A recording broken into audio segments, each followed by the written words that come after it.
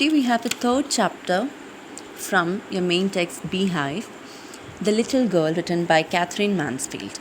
Catherine Mansfield was a short story writer and poet who was born in colonial New Zealand.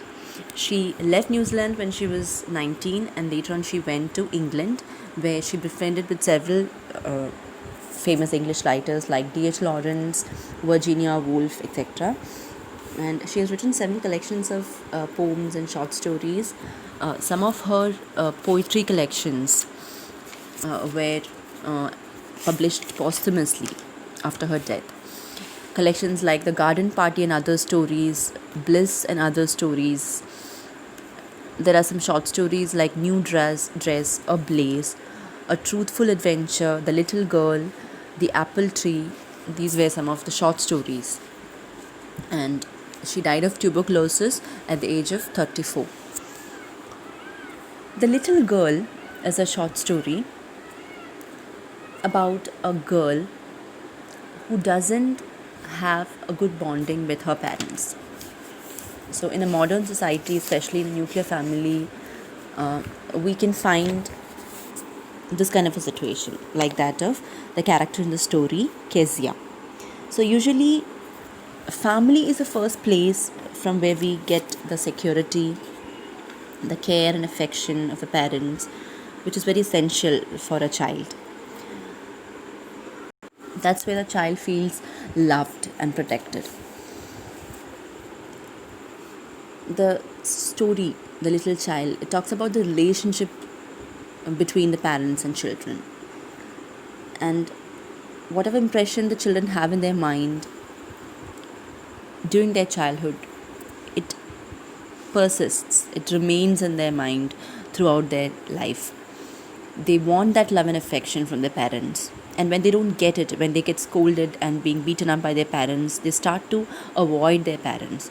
So we can see Kezia as such a character who doesn't get that proper affection from her father, and she is not able to speak properly. She fumbles when she talks to her father.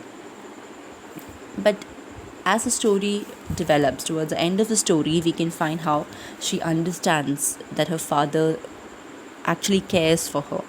When she realizes that love and care, her thoughts change entirely. She forgives her father's previous actions. He might have shouted at her, the way he had scolded her. She forgets all that, and he tells him that he had got a big heart, which she was not able to realize earlier. And she describes here the girl looks at her father as a terrifying figure who is a giant with a big hand and a big appearance. He looks very big. He's a giant, and that the way he talks to her, he scolds her, all that makes him a terrifying personality. So let's start with the story. To the little girl, he was a figure to be feared and avoided. He was a figure to be feared for the girl, a person to be feared. Every morning before going to work, he came into her room and gave her a casual kiss, to which she responded with "Goodbye, father." And oh, there was a glad sense of relief when she heard the noise of the carriage growing fainter and fainter down the long road. In the evening, when he came home, she stood near the staircase and heard his loud voice in the hall. "Bring my tea into the drawing room. Hasn't the paper come yet? Mother, go and see if my paper is out there, and bring me my slippers." So every morning her father had this ritual done. He used to come to his daughter every morning. He used to give a goodbye kiss, and Kezia, the little girl, she used to say "Goodbye, father," and she used to feel a sense of relief. She was so happy when she hears the carriage in which he goes to office, when she hears the carriage moving away from the house. When she hears that sound, she felt so relieved, because now she knows that her father has gone to the office. And in the evening, what does she hear? She could hear her father shouting. When he comes home, what does he say? "Bring my tea into the drawing room. Hasn't the paper come yet?" He wants to read the newspaper. "Hasn't the papers come yet? Mother, go and see if my paper is out there. Bring my slippers." So she's just shouting out at his mother, her grandmother, That is, her father's mother was also staying with them. So she used to hear him shout at everyone in the house. Kezia, mother would call to her, "If you're a good girl, you can come down and take off father's boots." Slowly, the girl would slip down the stairs, more slowly, still across the hall, and push open the drawing room door. So her mother says that she used to listen to all these shouts of her father from a distance. She used to watch her father from a distance, hear him from a distance. So when she used to stand at the top of the stairs, her mother would tell her, "Kezia, come downstairs. If you're a good girl, you can come down and take off your father's boots. Okay, help him take out his shoes." So then she would slowly come down. She would slowly slip down. She would slip down means come down very quietly, and she's hesitating to come near her father. Without any interest, without much interest, she would slowly come downstairs, and then she would move across the hall and she'll open the door of the drawing room. By that time, he had his spectacles on and looked at her over them in a way that was terrifying to the little girl. So then, after she had come downstairs and opened the door of the drawing room, what does she see? She could see her father, who had already, he's sitting there. He had his spectacles on, and he's looking through his spectacles at her daughter, and she's staring at him, very scared. "Well, Kezia, hurry up and pull off these boots." So he then calls her, "Come and pull off my boots, take my shoes off, take them outside. Have you been a good girl today?" So her father asks her to take off the shoes, and he also asks her if she had behaved well for the whole day. "Were you a good girl for the whole day?" he asks. Don't know, father." So she is fumbling, she's stuttering while talking to her father. And when her father hears her stumbling, what does he say?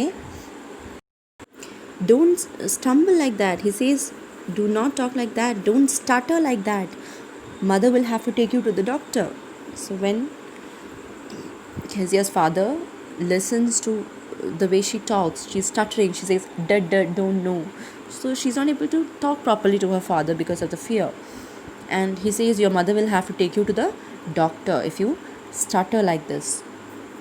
She never stuttered with other people. So look at that. She never stuttered with other people. She talked properly with everyone else except for her father. She used to talk with fear only to her father. Had quite given it up. Now, had quite given it up means she had just, given it up, stopped doing it. She had stopped talking properly to her father. But only with father, because then she was trying so hard to say the words properly. She was trying hard to, find words to talk to her father. "What is the matter? What are you looking so wretched about?" So her father is asking her, "Why are you feeling so wretched about?" Wretched is, she was feeling so sad. "Why are you feeling so sad and unhappy?" So he is asking his daughter, "Kezia, why are you feeling so wretched? Why are you sad?"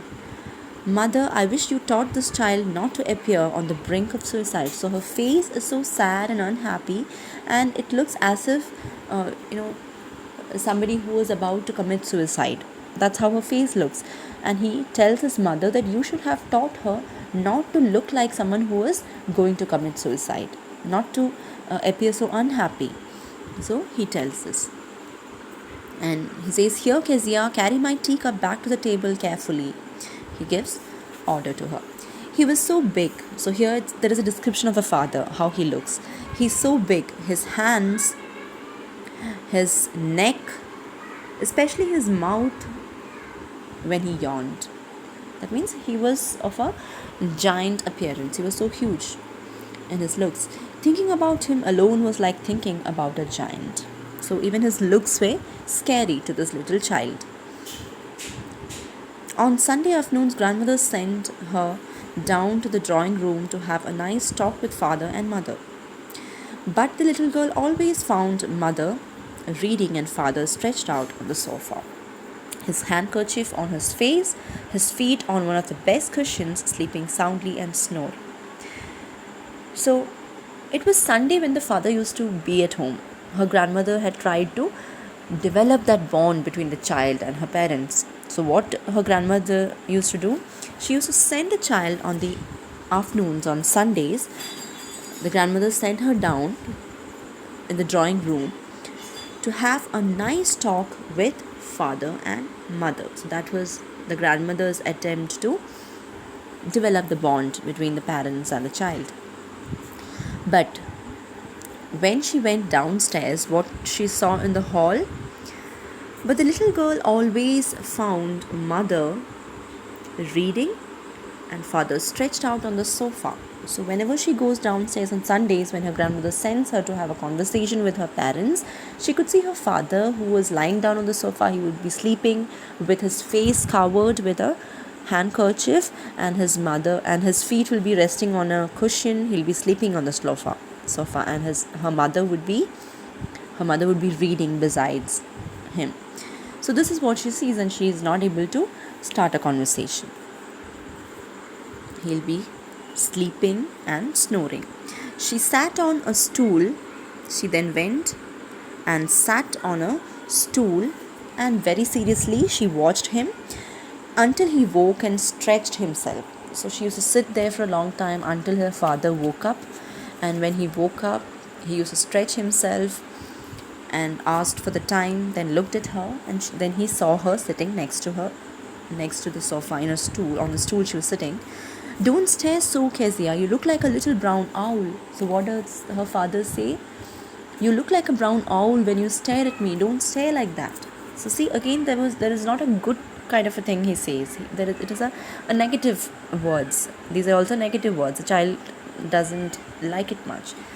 One day when she was kept indoors with a cold, her grandmother told her that father's birthday was next week and suggested she should make him a pincushion for a gift out of a beautiful piece of yellow silk. Laboriously, with a double cotton, the little girl stitched 3 sides. But what to fill it with? That was the question. So, her grandmother had a good idea to make that, to create that bond between the daughter and the father. So she suggested that it is her father's birthday next week. So her grandmother told Kezia that you can make a very nice gift for your father, and you can make a pin cushion for him. So she decided to make a pin cushion, and that too with a yellow silk. So you can make a pin cushion because it's your father's birthday next week. Therefore, you can make a pin cushion with a yellow silk. And she decided to make a yellow cushion. The little girl she stitched 3 sides of the cushion laboriously, means with much effort. She put in all her effort and labor to make this cushion. She had stitched 3 sides of the cushion, and obviously one side was left unstitched. Why? Because she didn't know what to fill the cushion with. So usually we fill cotton and such stuff inside the cushion. So she didn't know what to fill the cushion with. So what did she do? She left one side unstitched, and she was searching for something to fill it with. But what to fill it with? That was the question. The grandmother was out in the garden. When grandmother went out in the garden, what she did, she wandered into her mother's bedroom to look for scraps. Scraps means some unwanted things to fill the cushion with. So she went into her mother's room and she started searching for some unwanted things, such some scraps to fill the cushion.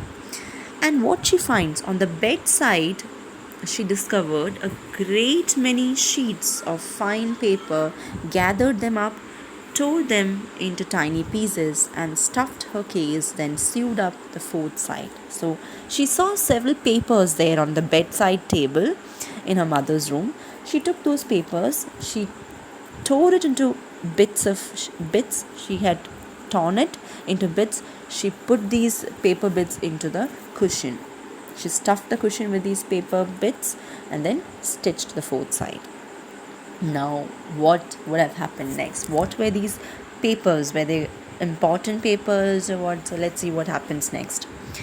That night, there was a hue and cry in the house. What do you mean by hue and cry? There was a huge, her father was so angry that night. He was protesting, he was searching for some important papers.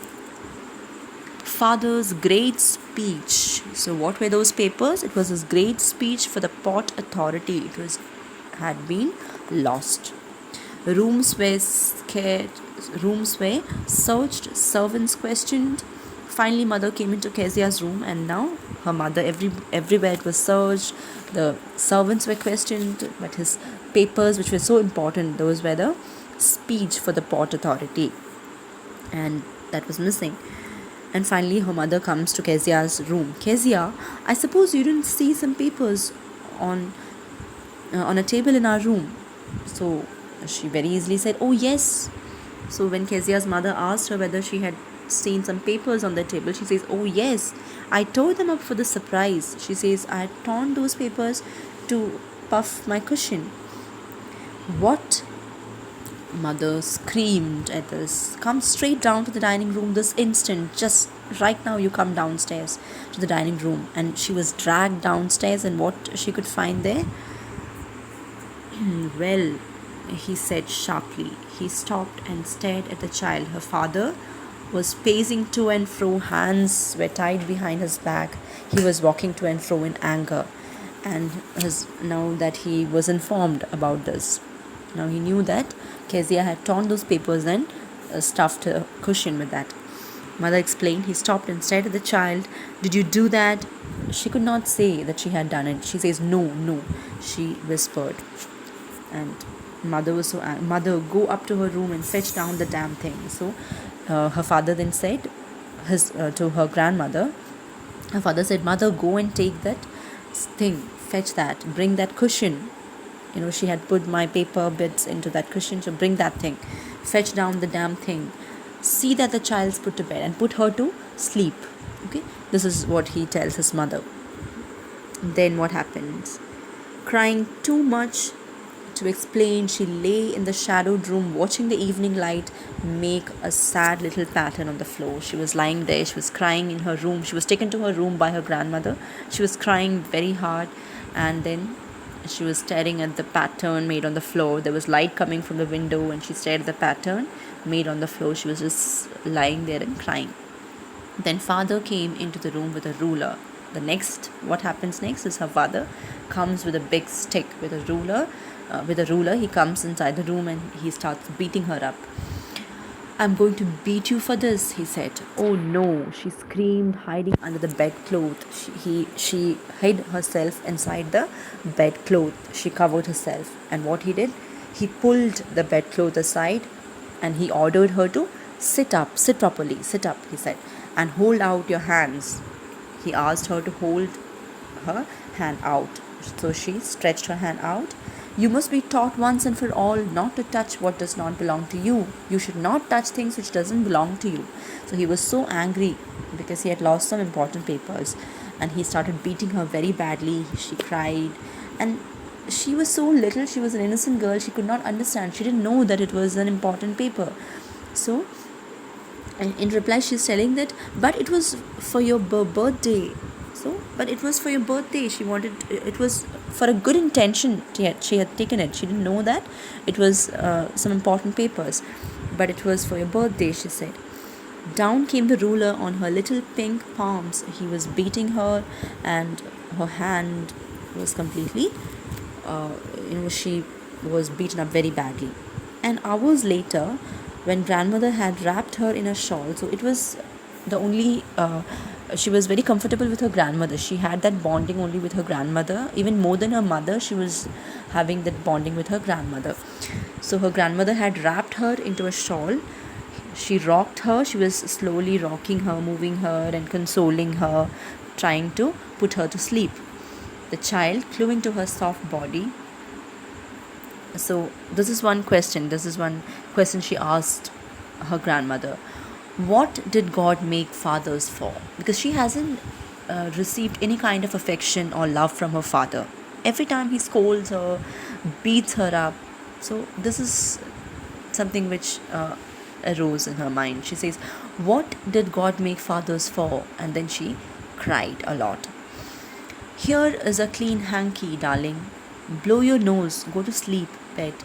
You will forget all about it in the morning." I tried to explain to father, but he was too upset to listen tonight. So her grandmother tried to console her, telling that you'll forget about all this tomorrow morning. Just wipe your nose, go to sleep.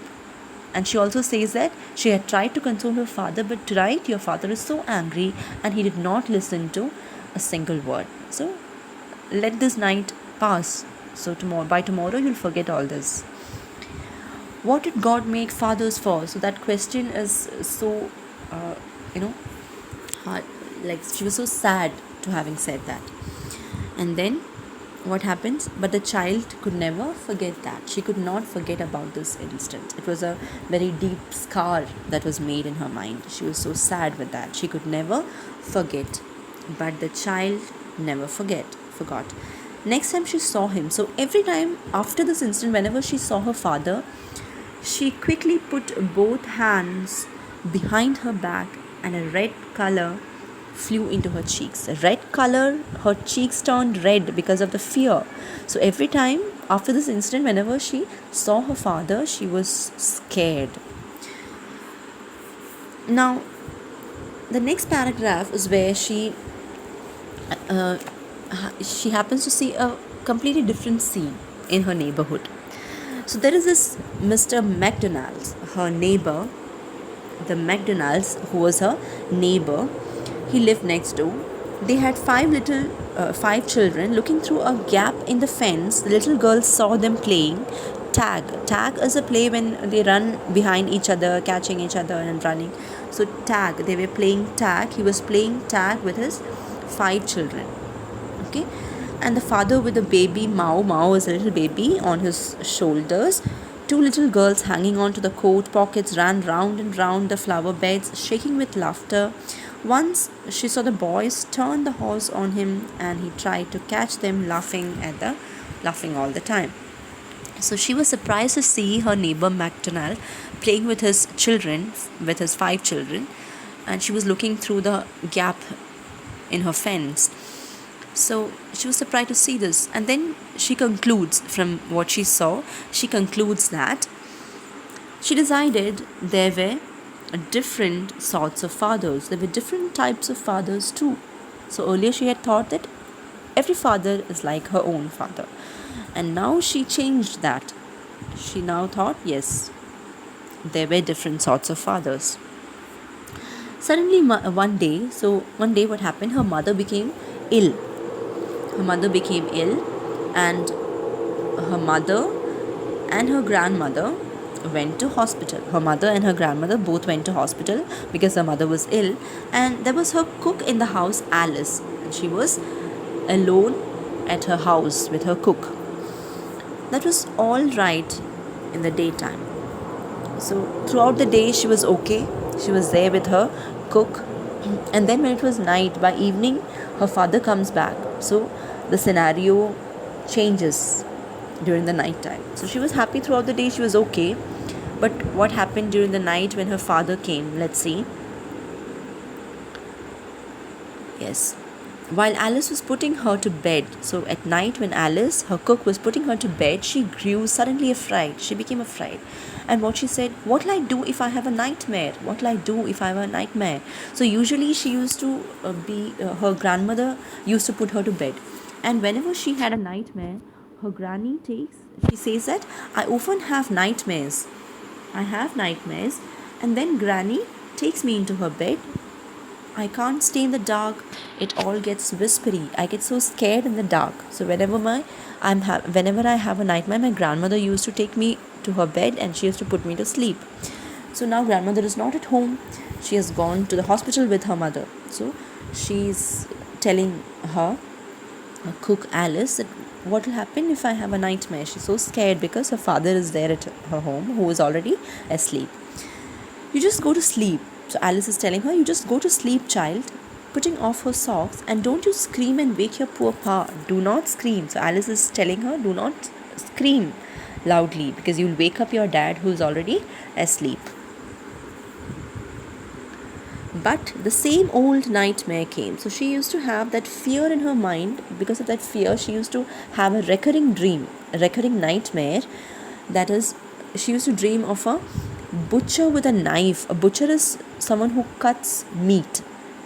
So she used to dream of a butcher with a knife and rope who came nearer and nearer. So she could see in her nightmare there was a butcher coming nearer to her with a knife and a rope, and that butcher had a dreadful, very scary smile on his face, and she was not able to move at that point. And she started screaming. After she saw this nightmare, she woke up and she started screaming. She was so afraid. She woke shivering. She was shivering when she woke up. She was so scared. And then when she woke up, what she finds, she's screaming, "Grandma, Grandma."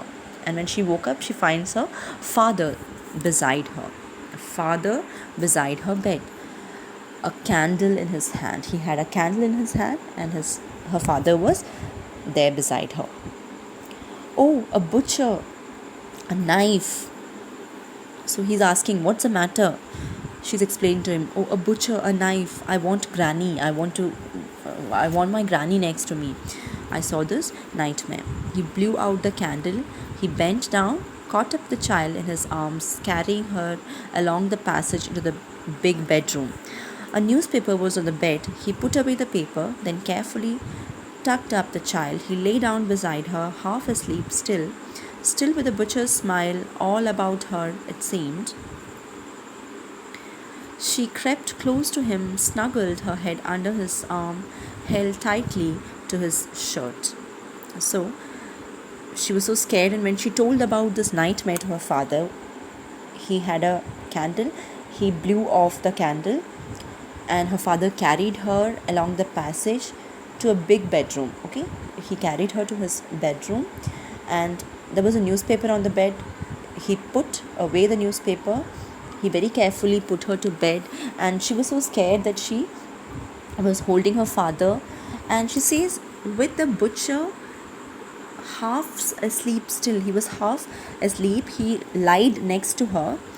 And see how it is explained, half asleep, still with the butcher's smile. So she has equated the butcher in her nightmare with her father, because that is the image that she had about her father.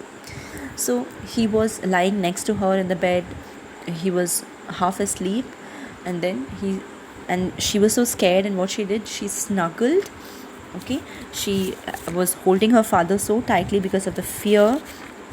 She snuggled, and that means she moved very close to her father into a very comfortable position. She was very close to her father, lying there next to him, and he was under his arm, held tightly to his shirt. Because of the fear of this nightmare, she held her father so close to her.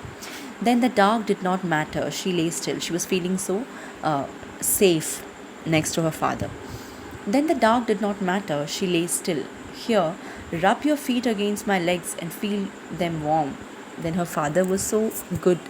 He told her, "Rub your feet against my legs. Keep your feet on my feet. You can rub your feet on my legs, and then you can feel warm." Tired out, he slept before the little girl. A funny feeling came over her. So her father was so tired of working for the whole day. He was so tired.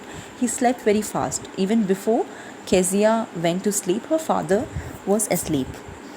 He was harder than grandmother, but it was a nice hardness.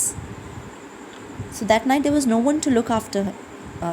After all, that there was a feeling that came to her mind when she saw her father, who slept suddenly because he was so tired. And there are some feelings, some of her thoughts that are mentioned here. She feels that no one to look after him. There is no one to look after him. No one to look after him. Her father was. She felt, poor father, not so big after all. So that is the first time she is feeling that affection of her father, and she feels that, poor father, not so big after all, with no one to look after him. There is no one to care and look after him. He was harder than grandmother. Of course he was harder than her grandmother, she thinks, but it was a nice hardness. And every day he had to work and was too tired to be a Mr. MacDonald. She had torn up all his beautiful writing. She stirred suddenly and sighed. So now she's pondering over everything she's done. She had torn all the things, that nice speech which her father had prepared. She has torn it into bits. She was feeling bad for that. Now she could feel that she realized that there is no one to care for my father. He's so poor, though he's harder, though he's strong built and not as soft as her grandmother, but he's not as big as she had thought. He is kind. He is not very hard. He is kind. And that hardness of a father, she felt that to be nice. Nice hardness. And every day he's working so hard for the family, and he's too tired to be Mr. McDonald. He's too tired to play with his child. He doesn't have time, or he doesn't have the energy to spend time with his child and play with his child. She had torn up that beautiful speech. Now she is feeling that regret. She has torn the nice speech which her father had written. She stirred suddenly and she sighed. She felt bad. And now that was a point when she actually realized the care and affection of her father. "What is the matter?" asked her father. "Another dream?" So now her father woke up and he's asking, "What's the matter? Did you have another dream?" "Oh," said the little girl, "my head's on your heart. I can hear it going. What a big heart you have got, father dear." And she says this, "You have got such a big heart. My head is resting on your chest, resting on your heart. And what a big heart you're having." So finally, she realizes the actual love and affection of her father. All the negative feelings that she had for her father had vanished. So, thank you.